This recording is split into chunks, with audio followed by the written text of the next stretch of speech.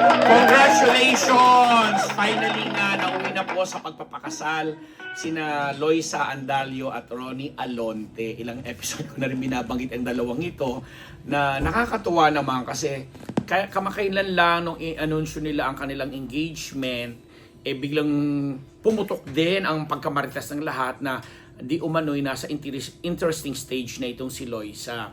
And parang ilang weeks ago lang ito, kaya nga nung premiere, nung MediaCon ng Shake, Rattle and Roll Evil Origins, kung saan isa si Loisa sa mga kasama doon sa movie at nasa episode 1 yata siya o isang madre bang ginampanan niya doon na 1775. Hindi siya sumipot, hinahanap siya ng lahat kasi on that same day or a day before, pumutok na nga yung engagement item sa kanilang dalawa ni Ronnie.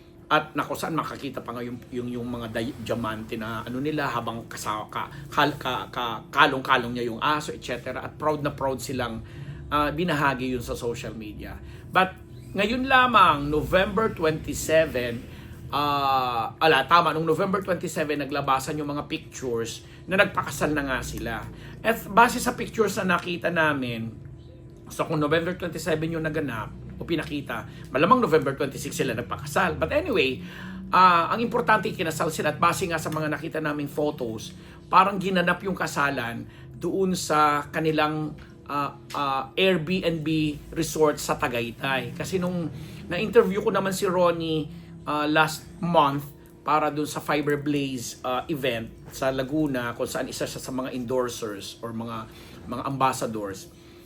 Kinikwento nga niya na as of today, yung negosyo nila ni Loisa na Airbnb at saka meron pa silang resort sa Zambales at saka may mga iba pa silang investment ay doing well.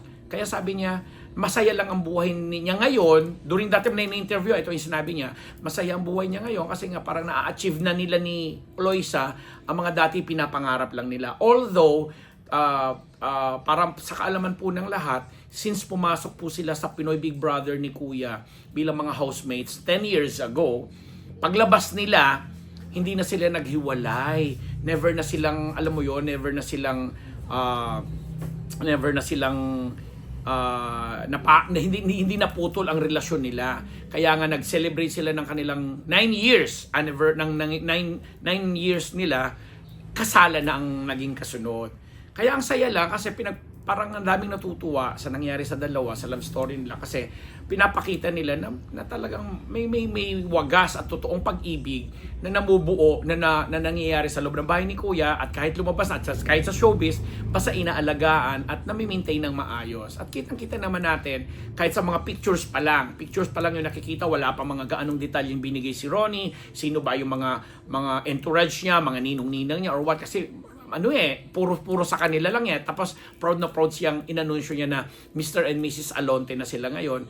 Makikita natin na kung totoong ang pagmamahalan ay gano'n at kung totoo nga rin na nasa interesting stage na, meaning may nagdadalang tao na ibongga rin. Masasabi nating siguro pinakamagandang pamaskong handog nila sa isa't isa yung pagpapakasal nila at sa magiging baby nila in the future. Plus, may maganda rin namang career si Loisa. Plus, ito yung nga sinasabi ko, parang mas bongga silang pakinggan, lalo pat si Ronnie nung kinikwento niya sa amin yung mga klase ng mga negosyo na pinasok nilang dalawa. May mga experiences naman silang hindi magaganda sa pakikipagdeal sa ibang tao o sa ibang klase ng negosyo, pero nalampasan na raw naman din na yun at natuto na sila ng kanilang mga lesson. Maganda lang. So, congratulations Ronnie Alonte, Loisa Andalio. Alam namin, maraming ma-inspire sa love story nyo. Sabi nga namin in the past, na sa mga episodes namin, sa mga love teams ngayon at sa mga nagmamahalan talaga na dito natatagpuan sa showbiz ang kanilang mga nagiging kasama habang buhay. Naalala ko tuloy kasi during that time sa interview, na-interview din namin dun si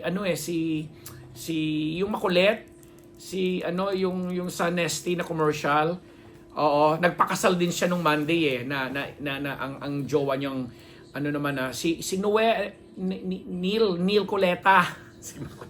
Si Neil Coleta na nagpakasal din siya sa kanyang asawa na syempre niya ngayon, may dalawa na silang anak. Pinakasalan niya na nung time na yun. Nung ma-interview namin sa Saturday, parang Monday kasal niya na eh. Tapos may hint na siyang binibigay na yun nga, itong si Ronnie na kaibigan ka, ano rin niya, kaklose rin nila, ni na Daniel Padilla, sabi niya, mukhang may kasalan ding magaganap. Na akala nga namin nung una, si Daniel ang tinutukoy niya. Pero ito pala, si Ronnie Alonte nga. So, ang saya lang, love is in the air. December man yan, January man yan, February. Pero ang importante, nagsusumpaan ngayon itong dalawa at pinapakita sa atin, marunong silang alaga ng kanilang relasyon. Yun lang yung pinakamagandang masasabi natin.